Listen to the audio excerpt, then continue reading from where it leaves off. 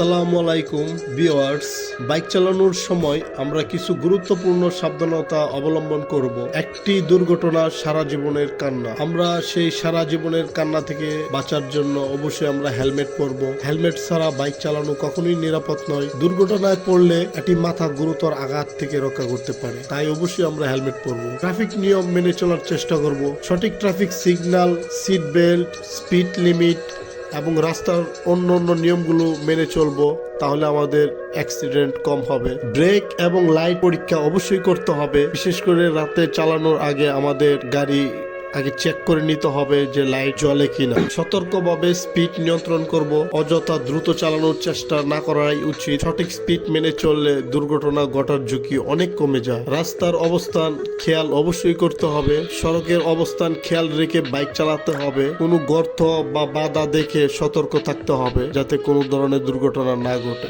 দৃষ্টি নিবন্ধন করা, সামনে সঠিকভাবে লক্ষ্য রেখে চালাতে হবে।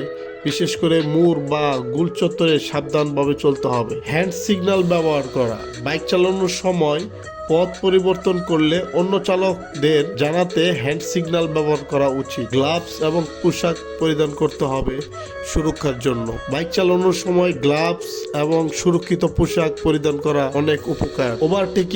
ওভারটেক করার সময় সাবধানতা অবশ্যই অবলম্বন করতে হবে।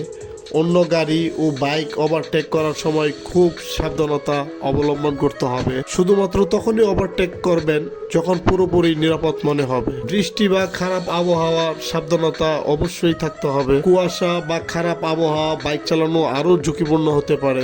এমন সময়গুলোর জন্য সতর্ক থাকতে হবে এবং প্রয়োজনে বাইক না চালানোই ভালো। এই সমস্ত সাবধানতা অবলম্বন করলে আপনার বাইক চালানো হবে অনেক নিরাপদ।